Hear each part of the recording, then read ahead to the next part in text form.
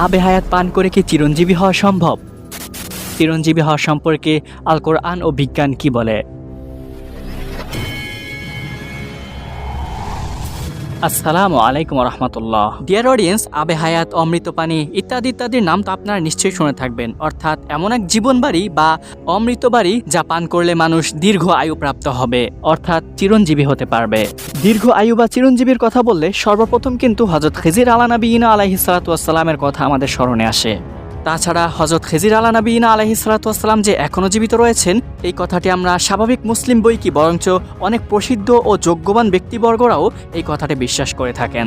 এবং এই প্রসঙ্গে খিজির আলানবীনা আলাইহিস সালাতু ওয়াস সালামের কথা ওঠার পাশাপাশি আরেকজন ব্যক্তিরও নাম আমরা শুনে থাকি, আর সে হচ্ছে বাদশাহ জুলকারনাইন।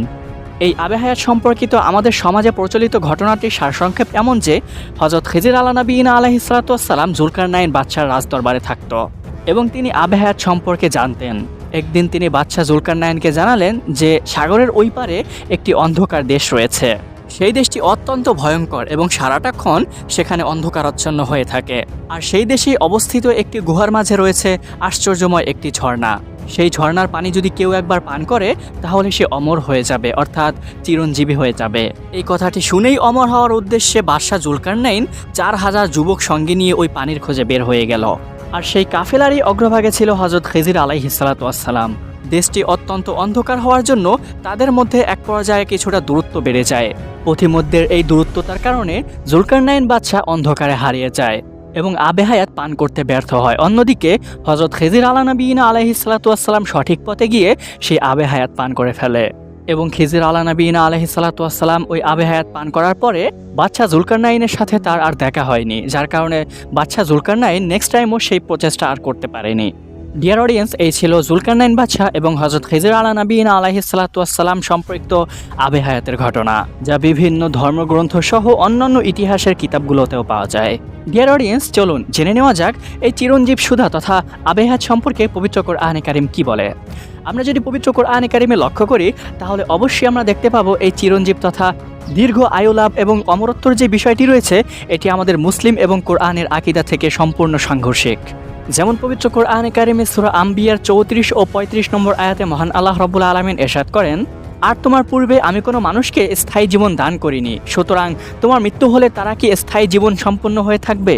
প্রতিটি প্রাণেরই মৃত্যুর স্বাদ গ্রহণ করতে হবে, আর ভালো মন্দ দ্বারা আমি তোমাদেরকে পরীক্ষা করে থাকি এবং আমার কাছে তোমাদেরকে ফিরে আসতে হবে। ডিয়ার অডিয়েন্স, একটু সামান্য খেয়াল করলে বুঝতে পারবেন উক্ত আয়াতে মহান আল্লাহ রাব্বুল আলামিন স্পষ্ট ভাষায় বলে দিয়েছেন যে নবী করিম সাল্লাল্লাহু আলাইহি ওয়াসাল্লামের পূর্বে তিনি কাউকে চিরস্থায়ী জীবন দান করেননি।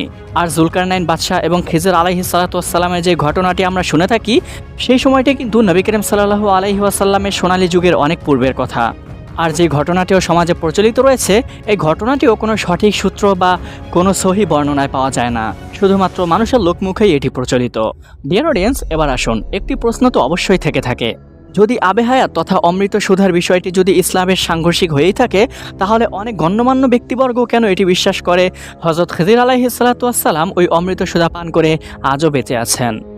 তো এই কথাটির উত্তর এভাবে দেওয়া যায়, হযরত খিজির আলাইহিস সালাতু ওয়াস সালামের ব্যাপারে পবিত্র কোরআনে কারিমে যে বিষয়টি উল্লেখ রয়েছে যে হযরত মূসা আলাইহিস সালাতু ওয়াস সালাম তার সাথে দেখা করেছিলেন এবং তিনি সমুদ্রের তীরে পানির মধ্যে একটি সুড়ঙ্গের মাঝে হযরত খিজির আলাইহিস সালাতু ওয়াস সালামকে দেখতে পান এবং তার সাথে কিছুক্ষণ থাকার পরে একটি ভিন্ন ধরনের জ্ঞান সম্পর্কে জানতে পারেন, যা শুধু মহান আল্লাহ রাব্বুল আলামিনের পক্ষেই সম্ভব।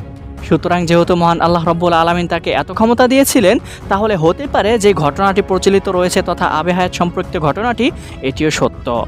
আর তাছাড়াও বিষয়টি তো এমনও নয় যে হযরত খিজির আলাইহিস সালাতু ওয়াস সালামের জীবিত থাকার ব্যাপারে যারা মতামত পেশ করেছেন তারা বিষয়টিকে অকাট্য সত্য বলে আখ্যায়িত করেছেন। তারা তো শুধু সম্ভবতর উপরে এই কথাটি বলেছেন। বস্তুত আবে হায়াত বা অমৃত সুধা এই সমস্ত বিষয়বস্তু মহান আল্লাহ রাব্বুল আলামিন কোনোদিন সৃষ্টি করেননি। যদি করেই থাকতো তাহলে নবী করিম সাল্লাল্লাহু আলাইহি ওয়াসাল্লাম অবশ্যই আমাদের বলে থাকতেন, অথবা স্বয়ং মহান আল্লাহ রাব্বুল আলামিনই আমাদেরকে পবিত্র কোরআনে কারিমের মাধ্যমে জানিয়ে দিতেন। আর যদি এমন কোনো পানীয় থেকেও থাকে যেটি বিজ্ঞানীরা রিসার্চ করে চলেছে সেটি আসলে অমৃত নয় বরঞ্চ অন্য কোনো কেমিক্যাল, যা পান করলে সুস্থতার কারণে তার হায়াতটি কিছুক্ষণ বাড়লেও সে চিরঞ্জীব কোনোদিন হতে পারবে না। আর এই ব্যাপারে বিজ্ঞানীদের রিসার্চ ও মতামতগুলো আমরা পরের ভিডিওতে উল্লেখ করব ইনশাআল্লাহ তাআলা। মহান আল্লাহ রব্বুল আলামিন আমাদের সবাইকে সঠিক বিষয়গুলো জেনে এবং মেনে আমল করার তৌফিক দান করেন। তো প্রিয় দর্শক দান ভিউয়ার্স অ্যান্ড অডিয়েন্স, ভিডিওটি যদি ভালো লেগে থাকে তাহলে অবশ্যই সাবস্ক্রাইব করে বেল আইকনটি ক্লিক করে রাখবেন পরবর্তী ভিডিও নোটিফিকেশন পাওয়ার জন্য। আর যদি পূর্ব থেকে সাবস্ক্রাইব করা থাকে তাহলে অসংখ্য ধন্যবাদ দেন, জাযাকুমুল্লাহ। নেক্সট টাইম আপনাদের সাথে আবার দেখা হবে। ধন্যবাদ। আসসালামু আলাইকুম রহমতুল্লাহ।